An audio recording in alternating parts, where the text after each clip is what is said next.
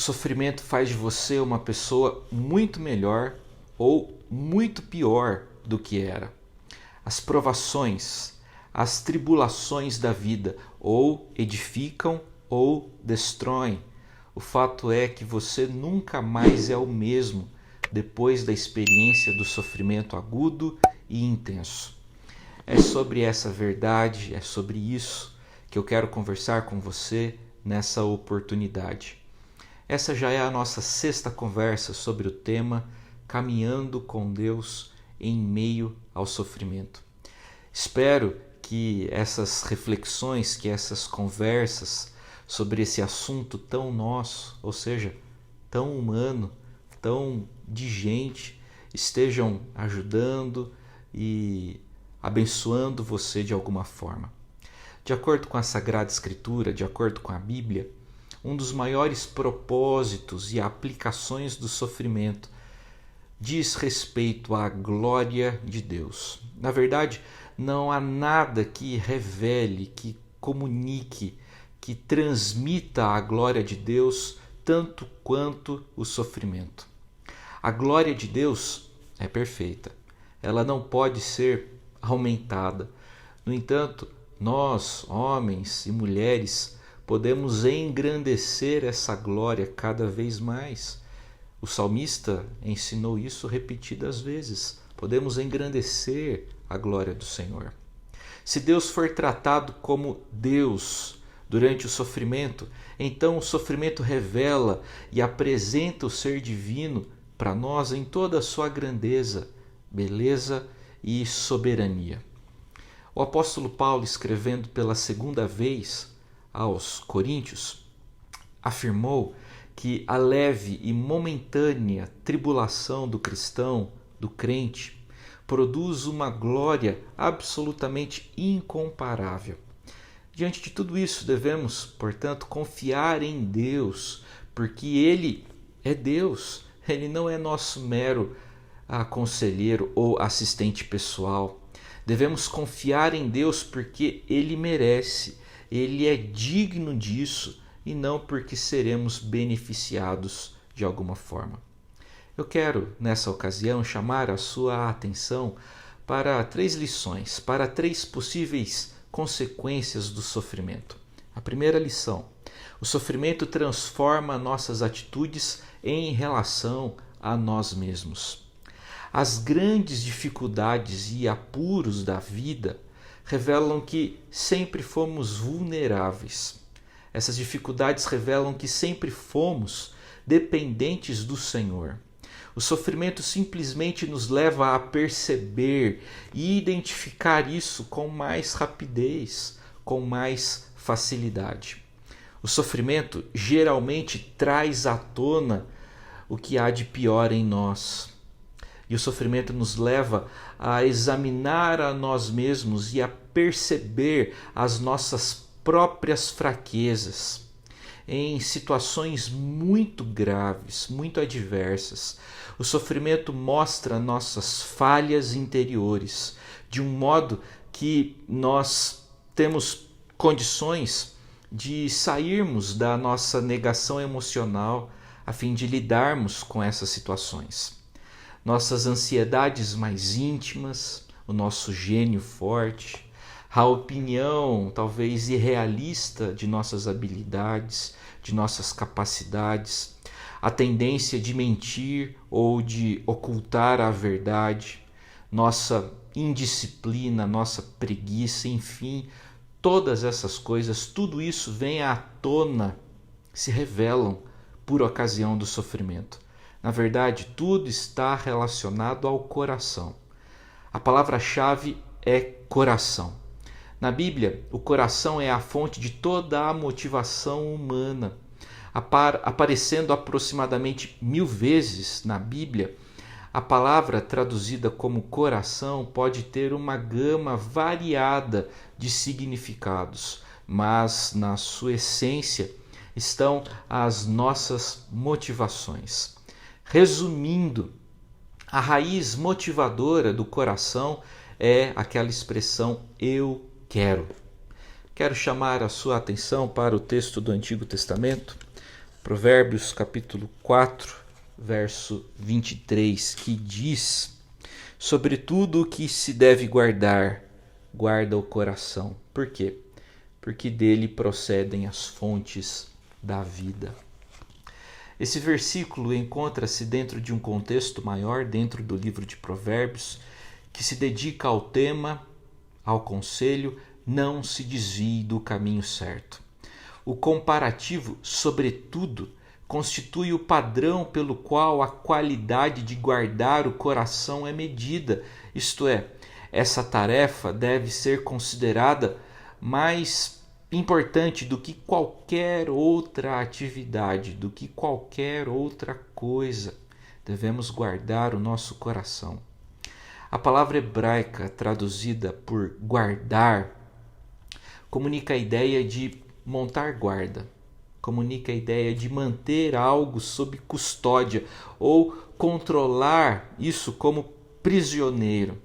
Quando o sujeito é uma pessoa e o objeto é uma parte do corpo, a palavra significa proteger ou impedir de fazer o mal. Ao guardarmos os mandamentos dentro do nosso coração, ele vai permanecer guardado das más intenções, das más motivações. O que está em discussão nesse versículo é o coração do homem como a fonte das atividades do corpo. A metáfora sugere não apenas que a vida tem suas fontes no coração, mas também que a direção que ela toma é direcionada no coração. Nas Escrituras Sagradas, o coração é o centro de controle intelectual, moral, espiritual e emocional de todo ser. Enfim, o coração dirige, controla, motiva, entre outras coisas. Na literatura bíblica, coração é o vocábulo usado com maior frequência para fazer referência àquelas funções imateriais da personalidade humana. A origem do mal é o coração humano. John Stott, grande teólogo, afirmou acertadamente que o coração do problema humano é o problema do coração humano.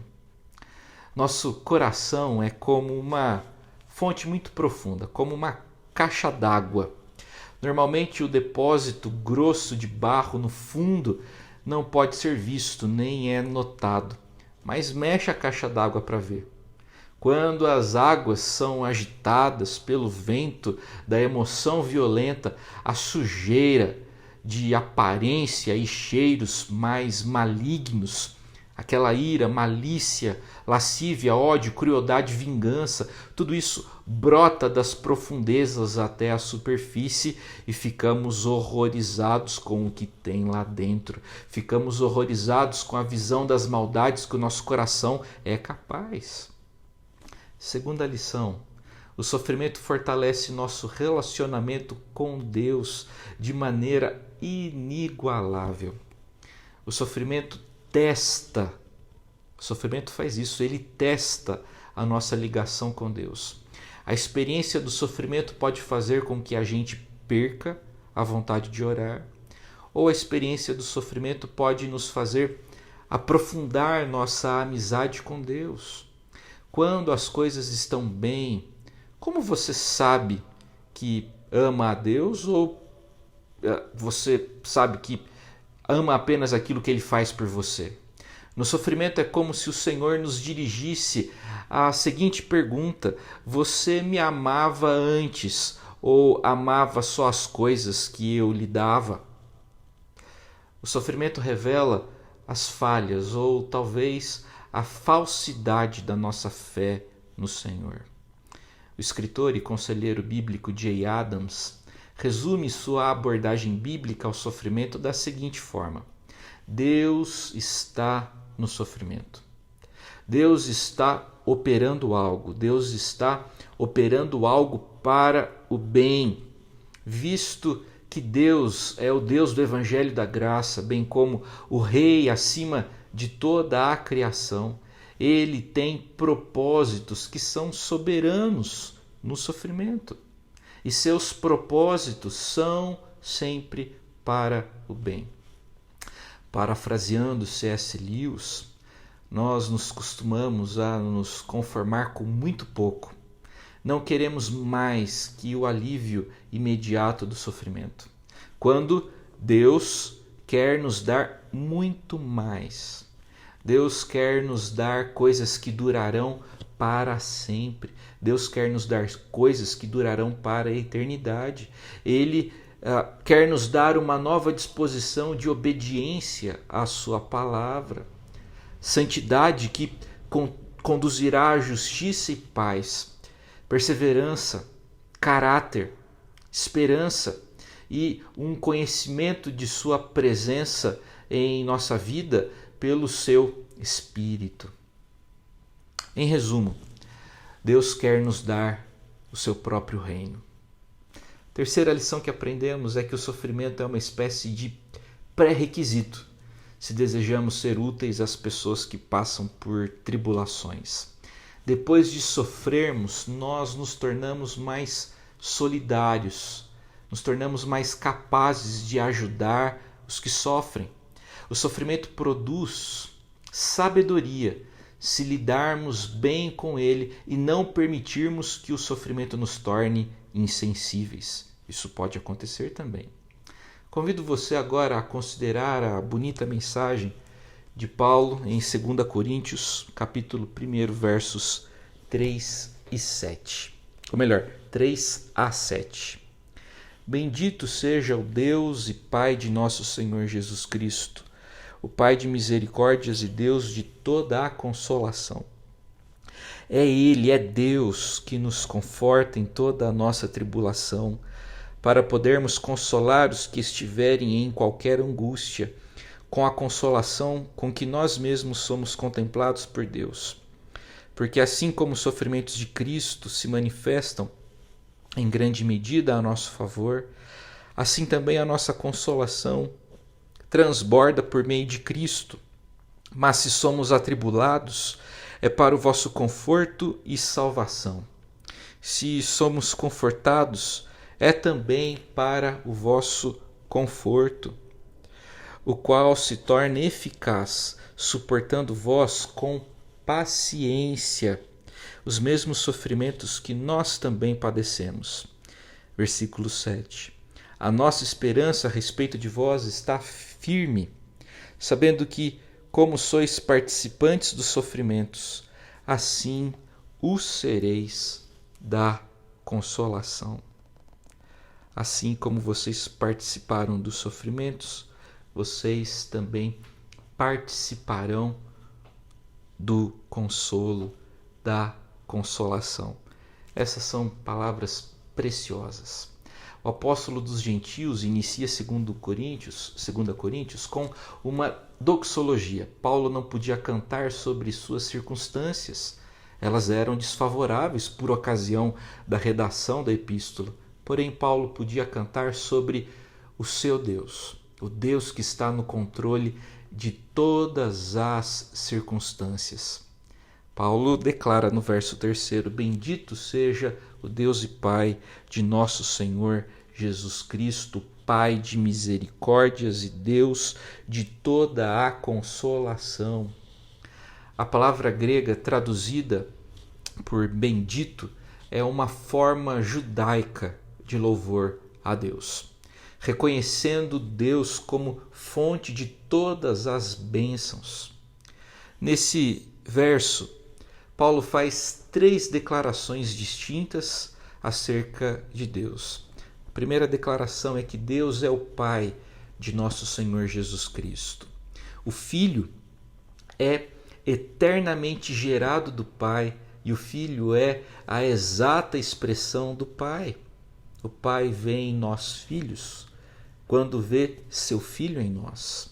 É por causa de Jesus somente, que podemos chamar Deus de Pai. Segunda lição nesse verso: Deus é o Pai de misericórdia.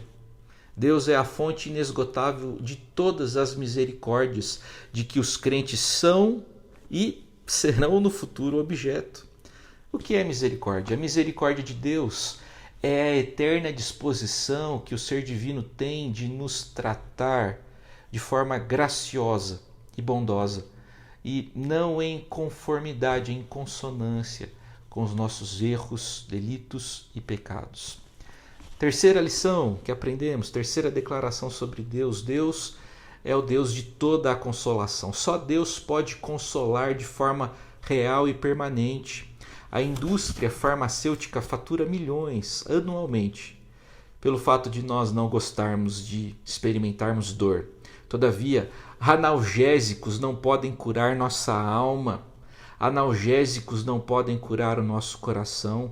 Apenas Deus pode operar dentro dessas plataformas interiores. Só Deus pode operar dentro dessas plataformas do nosso coração.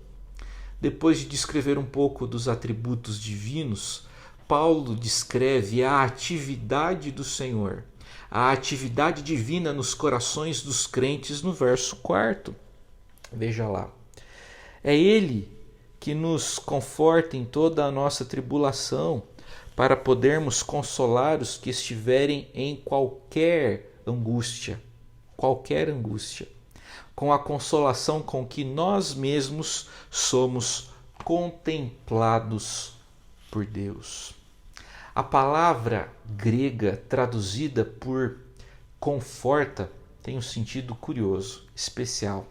Essa palavra denota ficar ao lado de uma pessoa para encorajá-la enquanto estiver suportando pesadas provas. Sabe o que isso significa? Enquanto você sofre, enquanto você chora, Deus está ao seu lado. No sofrimento não experimentamos a ausência de Deus, pelo contrário, experimentando o sofrimento, podemos usufruir da própria presença consoladora e transformadora do Espírito do Senhor. E aqui Paulo nos informa de algo absolutamente bonito, lindo e fantástico. Deus quer promover uma verdadeira rede de consoladores e de apoiadores. Deus conforta pessoas, e essas pessoas que foram confortadas pelo Senhor devem reproduzir esse conforto divino em outras vidas. Só que antes de trabalhar por nosso meio, Deus trabalha em nós. Só consolam aqueles que foram consolados. Antes de Deus nos usar, Ele nos molda e nos aperfeiçoa. Deus quer nos encher do seu conforto e Ele deseja ainda que a graça dele inunde e transborde em nós, de modo que outros sejam alcançados e abençoados. O consolo de Deus é realizado em nós, mas Ele não para em nós. Enfim, a dinâmica desse texto de 2 Coríntios é mais ou menos a seguinte. Os sofrimentos de Paulo o aproximavam de Deus e de suas benditas consolações. O que Paulo fez com toda essa consolação? O que Paulo fez com todo o aprendizado que adquiriu? Ele compartilha com os aflitos.